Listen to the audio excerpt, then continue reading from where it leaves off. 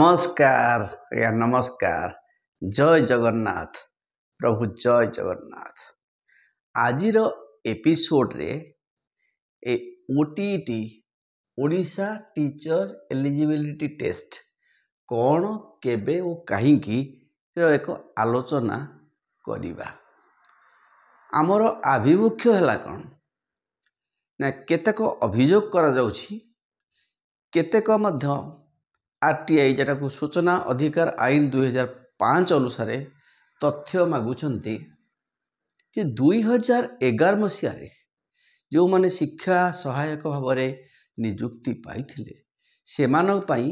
ए OTT प्रযোज्य होई नथिला। तेणु ये गोटे वाद विवाद प्रतिवाद सृष्टि करिछि।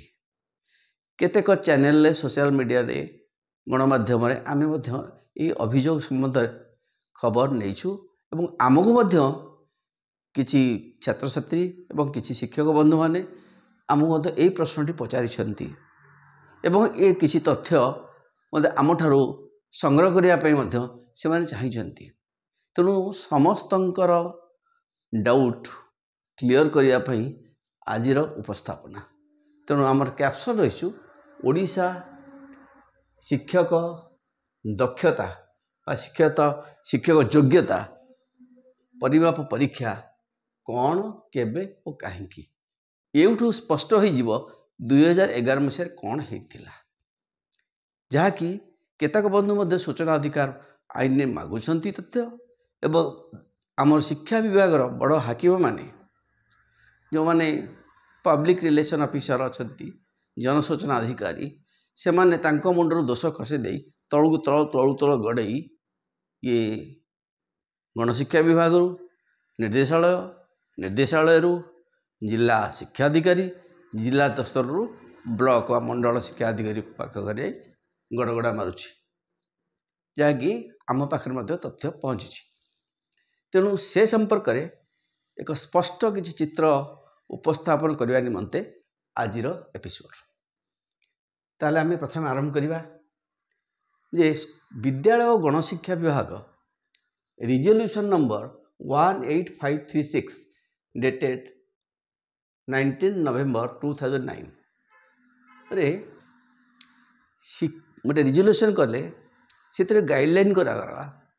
जे शिक्षा सहायक माने किभली भाव नियुक्त पाइबे राज्य रे। यही रिजोल्यूशनटा को आमर परीक्षार्थी माने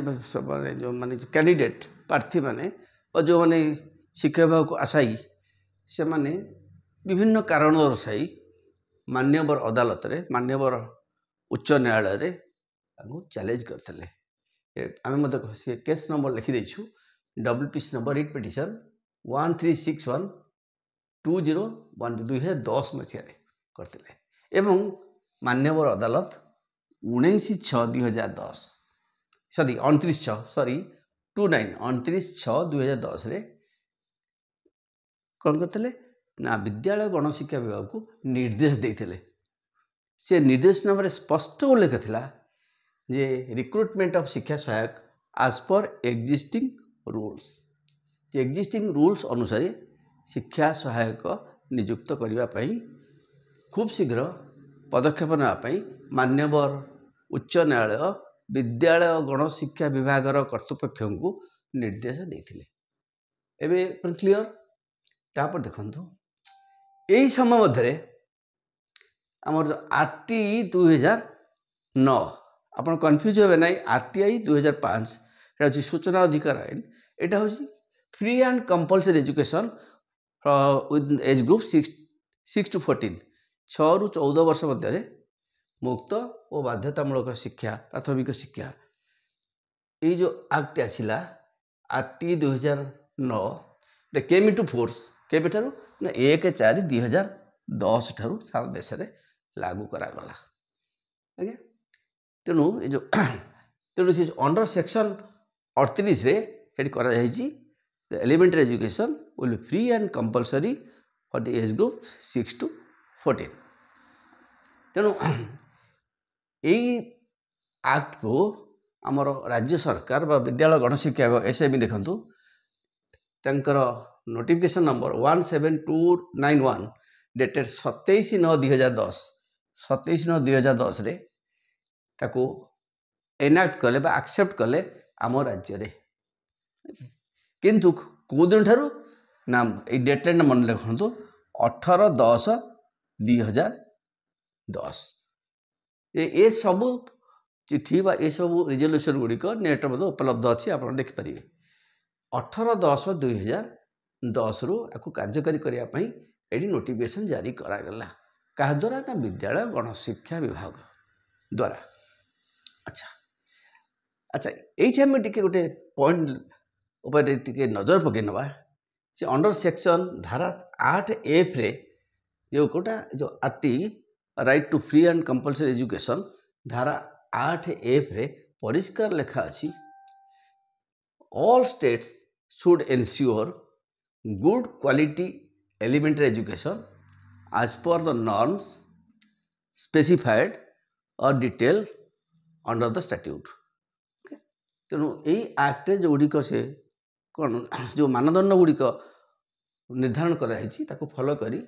କ୍ୱାଲିଟି ଏଜୁକେସନ୍ ଗୁଣାତ୍ମକ ଶିକ୍ଷା, ଗୁଣାତ୍ମକ ପ୍ରାଥମିକ ଶିକ୍ଷା ଦେବା ପାଇଁ ଏ ଆକ୍ଟରେ କ'ଣ ରହିଛି ପରାମର୍ଶ ରହିଛି। ସେ ଧାରା ମଧ୍ୟ ଆମେ ମେନସନ୍ କରିଦେଇଛୁ ଏଠି। ଏଇ ଧାରା ମଧ୍ୟ ବିଦ୍ୟାଳୟ ଗଣଶିକ୍ଷା ବିଭାଗ ମଧ୍ୟ ମେନସନ୍ କରିଛନ୍ତି। ଆଚ୍ଛା ଆକୁ ଆଧାର କରି ଗଣଶିକ୍ଷା ବିଭାଗ ସ୍କୁଲ ଆଣ୍ଡ ମାସ୍ ଏଜୁକେସନ୍ ଦେଖନ୍ତୁ,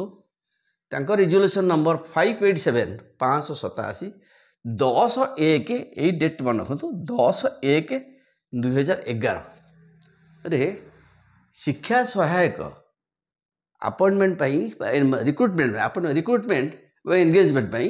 ଗାଇଡ଼ଲାଇନ୍ସ ପ୍ରସ୍ତୁତ କଲେ ଏବଂ ଏଇ ନୋଟିଫିକେସନ୍ ମନେ ଦେଖନ୍ତୁ ଏଠି କେବେ ଆକ୍ସେପ୍ଟ ଏନାକ୍ଟ ହେଲା 2010ରେ, ଏଠି ନୋଟିଫିକେସନ୍ କଲେ ଜଷ୍ଟ 2 ମାସ ପରେ 10/1/2011 ଏ ଗାଇଡ଼ଲାଇନ୍ ହେଉଛି ଶିକ୍ଷା ସହାୟକ। ଏଠି OTT କଥା ଆଦୌ ଉଲ୍ଲେଖ ନଥିଲା। ଏ ଯେଉଁ ରିଜଲ୍ୟୁସନରେ OTTର ପ୍ରଶ୍ନ ନାଁ ଗନ୍ଧ ବି ନଥିଲା। ତେଣୁ ସେମାନେ ବଞ୍ଚିତ ହୋଇଛନ୍ତି। OTT ତାଙ୍କ ପରେ ଲଦି ଦିଆଯାଏ ନାହିଁ। ତେଣୁ ସେତେବେଳେ ଏ ଯେଉଁ ଗାଇଡ଼ଲାଇନ୍ରେ କ'ଣ ଉଲ୍ଲେଖ ଥିଲା, ବହୁତ ଶିକ୍ଷକ ଅନେକ ଶିକ୍ଷକ RTI ତଥ୍ୟ ମାଗୁଛନ୍ତି। ସେ ବିଜ୍ଞାପନ କିଏ ବାହାର କରିଥିଲା, କେବେ ବାହାରିଥିଲା, 2011 ପାଇଁ କେବେ ବାହାରିଥିଲା, ତାଙ୍କର ରିକ୍ରୁଟମେଣ୍ଟର କ'ଣ ପାରାଫର୍ନିଆ ଯେଉଁଟା ପ୍ରୋସେସ୍ ପ୍ରକ୍ରିୟା କ'ଣ ଥିଲା, ସବୁ ଗୋଡ଼େଇ ମାଗୁଛନ୍ତି। ଅର୍ଡ଼ର କ'ଣ, ଗାଇଡ଼ଲାଇନ୍ କ'ଣ, ସର୍କୁଲାର କ'ଣ ମାଗୁଛନ୍ତି। ସେ ଗଡ଼ି ଆସି କେଉଁଠି ପହଞ୍ଚୁଛି ନା ମଣ୍ଡଳ ଶିକ୍ଷା ଅଧିକାରୀଙ୍କ କାର୍ଯ୍ୟାଳୟରେ ପହଞ୍ଚୁଛି। ଏବଂ ମୋତେ ମଧ୍ୟ କେତେଜଣ ସହୃଦୟ ବ୍ୟକ୍ତି ଏହି ତଥ୍ୟ ବିଷୟରେ ଜାଣିବାକୁ ଚାହିଁଛନ୍ତି। ତେଣୁ ସେଇଥିପାଇଁ ଆମେ ଆପଣଙ୍କର ମନରେ ଥିବା ଦ୍ୱନ୍ଦ୍ୱ, ମନରେ ଥିବା ସନ୍ଦେହ ଦୂର କରିବା ପାଇଁ ଆମେ ଏ ଉପସ୍ଥାପନଟି କରିଛୁ। ଦେଖନ୍ତୁ ସେତେବେଳେ ଏ ଗାଇଡ଼ଲାଇନ୍ରେ କାହାକୁ କ୍ଷମତା ପ୍ରାପ୍ତ କରାଗଲା ନା ଜିଲ୍ଲା ପରିଷଦ କଲେକ୍ଟର କମ୍, ଏଇଟା ହେଉଛି ଚିଫ୍ ଏକ୍ଜିକ୍ୟୁଟିଭ୍ ଅଫିସର, କଲେକ୍ଟର କମ୍ ଚିଫ୍ ଏକ୍ଜିକ୍ୟୁଟିଭ୍ ଅଫିସର ହେଲେ ଚେୟାରମ୍ୟାନ୍ ସେ କମିଟିର। ଏବଂ ଅନ୍ୟ ମେମ୍ବରମାନେ କିଏ ରହିଲେ ନା CIF schools, circle inspector schools. ଏଠି ଆପଣ ମନରେ ପ୍ରଶ୍ନଟା ହ୍ୱାଇ,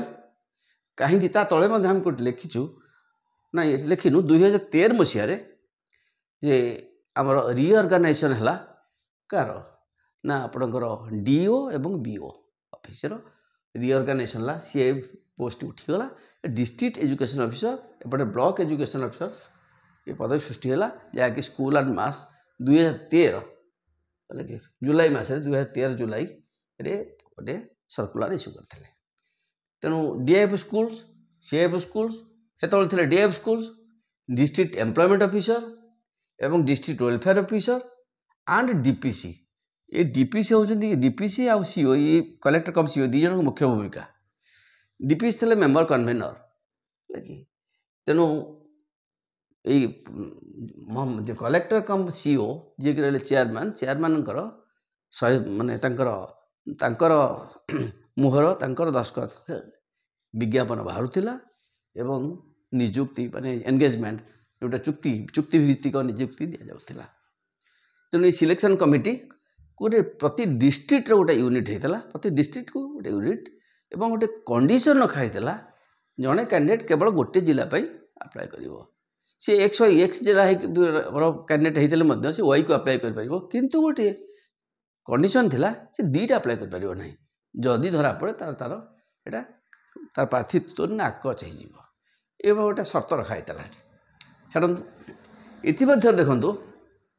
ये एक्ट जो लिखाई आर्ट अंडर सेक्शन 80F जो क्वालिटी एजुकेशन किए ना एनसीटी गोटे संस्था अच्छे national council for teacher education सी कौन कला गोटे गाइडलाइन इश्यू कला टीईटी टीचर एलिजिबिलिटी टेस्ट किए करेंगे ना से एड्रेस कले ऑल सेक्रेटरीज और commissioners of education states and all states and union territories commission शिक्षा विभाग कमिशनर कि सेक्रेटरी मान को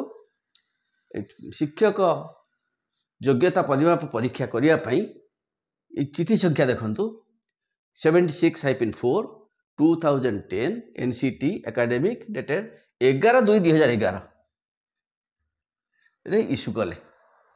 11/2/2011 ये के बाहर था देखो 11/10 बाहर जाइए आंकर रिजोल्यूशनटा आमर विद्यालय गणशिक्षा विभाग रिजोल्यूशन बाहर करदा केबे 10/1/2011 किंतु एनसीटी माने टीटी परीक्षा करने ऑल स्टेट सेक्रेटरी को कमिशनर को जनला केबे पत्र संख्या डेट हूँ 11/2 जस्ट मसे पर देखो बोधे हाँ जनवरी ये जस्ट फेब्रुआरी यही फायदाटा नहीं जाइए यही फायदा पाई से माने बोधे दवापाई पड़ी ना। अच्छा तापर कौन है जे इतिमध्य ये जो रिजोल्यूशन 587 रेजोल्यूशन जो विद्यालय गणशिक्षा विभाग बाहर कले ये शिक्षा सहायक रिक्रुटमेंट तार गोटे करिजेंडम तार गोटे क्लारिफिकेशन देते से clarification regarding rehabilitation council of India जो सर्टिफिकेट दौर for special education special city and BEd से संपर्क में गोटे क्लारिफिकेशन देले माने से परीक्षा दे पारे सहित उर्दू को ये सामिल करा ये चिठी केबे कराइला ना 5/2/2011 ठीक अच्छे केबे बाहर 10/1/2011 रिजोल्यूशन बाहर क्लारिफिकेशन ये 5/2/2011 किंतु एनसीटी केतल निर्देश देला मैंने सबू स्टेट को राज्य सारा देश सारा सब राज्य को एवं केंद्र शासित अंचल यूनियन टेरिटरी को 11/2/2011 ये डेटा कंपेयर करते हैं। अच्छा तापर टीएसएलटी जो संस्था अच्छी आम teacher education state council of education research and training Bhubaneswar जो संस्थाटी अच्छी ये जो डायरेक्टरेट अच्छी आंकु निर्देश देले कि राज्य सरकार ये 2011 मसीह देले जे to frame TET syllabus TET syllabi एवं जो माध्यमिक शिक्षा परिषद अच्छी ओडिशा बीएससी ओडिशा तांकु डायरेक्शन दिगला टू कंडक्ट ओटीटी ओके एवं फास्ट ओटीटी कंडक्ट करने ये डेडलाइन रखाई 5/8/2011 तेणु आम जो हेरार्किकल आसू सिस्टमेटिकल आसू देखो 5/8/2011 ये 5/8/2011 ये परीक्षा को चैलेंज करी ओटीटी परीक्षा को चैलेंज करी केतक परीक्षार्थी मान्यवर हाईकोर्टर आश्रय नहीं एवं मान्यवर high court high court order to stay stay कर देता again challenge the court of law एवं स्टे तापर वैकेट करागला एवं जाफल प्रथम ओटीटी परीक्षा 2/12/2012 ठारू माध्यमिक शिक्षा परिषद कौन कले परिचालना आरंभ कले एवं जहाँ कंडीशन थिला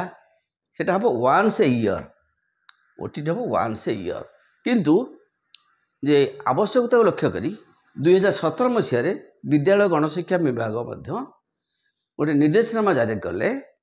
जो कहगला ये वर्ष को 2 थर करा ये है जे ओटीटी संपर्कीय तो गोटे धारावाहिक कार्यक्रम 2011 ठारू तेणु मंजी कथाटी कौटी अच्छी जे 2012 पर ठारू जो माने शिक्षा सहायक नियुक्ति योग्य हे विभाजित हे से ओटीटी बाध्यतामूलक करागला कहीं रखागला ना ये जो resolution under section 8F RT कहले जे good quality education elementary education ये गोटे कंडीशन रखिंट जे all teachers must qualify that TET. तेणु से टीईटी परीक्षाटी 2012 पर लागू करागला। 2011 जो माने शिक्षा सहायक नियुक्ति पाई से माने एठू बाद पड़गले जहाँपाई एते टणाउटरा एवं एते वाद विवाद चली। देखु ये तो निर्देशनामा आसला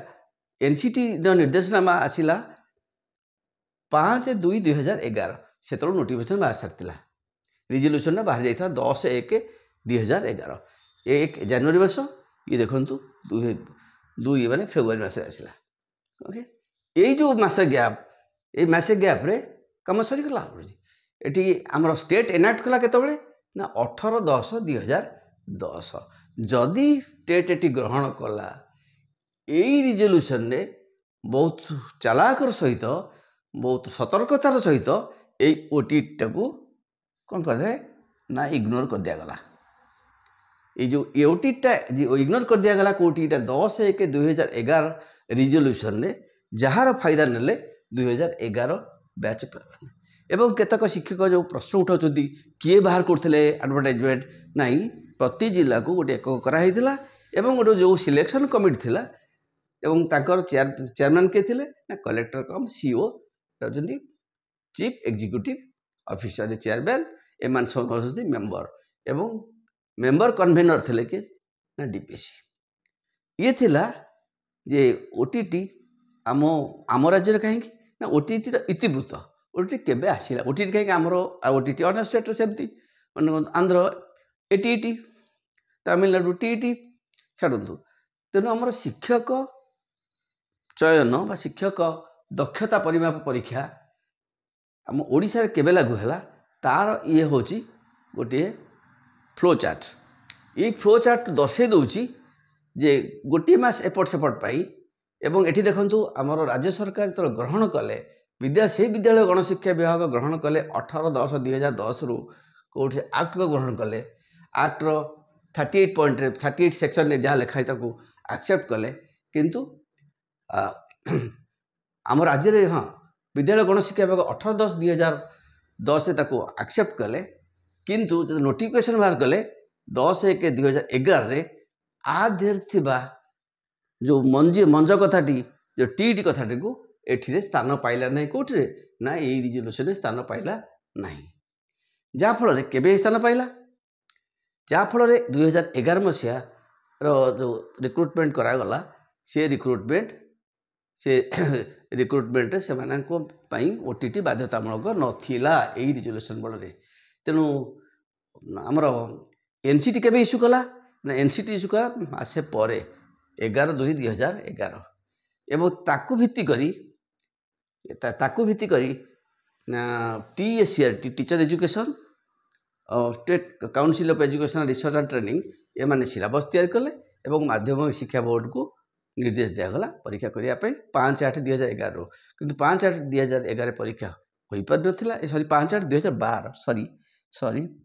5/8/2012 परीक्षा हो पार ना कि 2/12/2012 रे एवं ए तारीख थिबा धार्य परीक्षा को मान्यवर न्यायालय स्टे करथिले तापरे निर्देशनामा पर निर्देशनामा पर सरकार निर्देशनामा पर 2/12/2012 ठारू ओटीटी परीक्षा है आसुची एवं 12 पर ठारू जो माने ए रिक्रुटमेंट करा होची शिक्षा सहायक पाई एठी ओटीटी बाध्यतामूलक हेची ये सबु पत्र संख्या जहाँ आम एठी उल्लेख करिछु ताहा मध्य नेट रे उपलब्ध अच्छी एथिरे सबु जलरगी देखा जाउछि एठी मंज कथाटी कोड रही देखो डेट ऑफ एनाक्टमेंट केबे आम एक्सेप्ट कलु केबे आम रिजोल्यूशन बाहर कलु जो गाइडलाइन रे आम शिक्षा सहायक मान रिक्रुटमेंट गाइडलाइन रे सेठी ओटीटी रो बिंदु विसर्ग रही नथिला तेणु से बाद पड़े एवं 2012 ठारू 2012 ठारू जो देखु एनसीटी गाइडलाइन गोटे पॉइंट रही कौन ना एनसीटी गाइडलाइन आसी नाला एनसीटी गाइडलाइन पठेला फेब्रुआरी मसरे ये जनवरी मस आरंभ हो जाइए तेणु एक्जिस्टिंग रूल से नाला एक्जिस्टिंग रूल से कही एक्जिस्टिंग रूल अनुसार एक्जिस्टिंग रूल अनुसार नोटिफिकेशन बाहरी एवं फेब्रुआरी मसरे जो एनसीटी गाइडलाइन आसला से 2012 लागू करागला 2011 पिला जो माने शिक्षा सहायक मैंने से माने उपर या लदी दि जाई नथिला। ये हूँ आर पटचित्र बा फ्लो चार्ट जो एथुरु आपण विचार करेंगे जे 2011 जो माने शिक्षा सहायक नियुक्त पाई से माने कहीं से ओटीटी परीक्षा देवाई कहीं बाध्य करा नथिला यह बर्तमान जल जल कर प्रमाण मिल जाउछि। तेणु अनेक शिक्षक अनेक अभिभावक एवं अनेक जो आरटीआई कर्मी मध्य एक तथ्य मागुछंती किंतु आमर बड़ बड़ हाकिम माने याकू कौन करछंती ना तलू तल तलू तल तलू तल गड़े गड़े गड़े गड़े आनी तले आनी थोई दउछंती किंतु सेतिकी टिके मन पड़ू नहीं जे 2013 मसीह जे आमर सीएफ स्कूल्स और डीएफ स्कूल्स को आबलिश करागला एवं रिअर्गानाइज करागला विद्यालय गणशिक्षा विभाग को रिअर्गानाइज करागला 314 ब्लॉक रे 314 बीओ आपण पाइले एवं 30 जिले में 30 डीओ डिस्ट्रिक्ट एजुकेशन ऑफिसर 2013 रु से कार्यकारी आरंभ है 2013 जुलाई ठारू ता से पत्र संख्या बोधे आपन को मध्यम कहि दे पारि पत्र संख्याटी जो पत्र संख्या रे हाँ ये पत्र संख्या अछि 15 मोटी मते लिखि दउछि 15602 SME ये डेट पर जो हम ठीक मुझे कही 6/7/2013 ये सब्जेक्ट अच्छी reorganisation of school and mass education department यदि एठी रिअर्गानाइजेशन है तेणु वर्तमान जो बाबू मैंने पठे दौरान डीओ ऑफिस को एवं बीओ ऑफिस को से देखु किए अपॉइंटमेंट दौला जो जल जल कि बेले ये जो बड़ बाबू हाकिम मैंने से माने तलू तल माने शिफ्टिंग ऑफ रेस्पॉन्सिबिलिटी गड़े गड़े गड़े गड़े तलू आसुँच जहाँफल बहुत वाद विवाद चली वाद विवाद तो देखा देउछि अनेक चैनल भूल तथ्य प्रसारण करुँच एटी आम क्या दोष दे पारुना आम जुक्ति उपस्थापन करूँ कहीं से लदी दि जाए ना तेणु देखो एनसीटी गाइडलाइन केबे आसी एवं नोटिफिकेशन केबे बाहरी रिजोल्यूशन केबे बाहरी जो को आधार कर 2011 पिला चयन करा एवं तांकर कमिटी किए थे चेयरमैन एवं कहाँ दायित्व थिला विज्ञापन बाहर करवा गाइडलाइन किए बाहर कले एवं किए एग्जीक्यूट कले ये तो स्पष्ट हो जाइए। तेणु ये हूँ आज आमर आलोचना एम क्या आक्षेप करूना किए बाद पड़ जाती कि क्या लदी जाइए। तेणु 2011 पर जो आक्षेप करार यथार्थ मंज कथाटी आम ये उपस्थापन करूँ बोध हुए आपण मैंने एगुड़ी उपलब्ध एगुड़ी पाइपर नेट्रु पाइपर एवं कंपेयर करी आम कौन उपस्थापन कलु ताकू तर्जमा करें। रोची आज्ञा नमस्कार।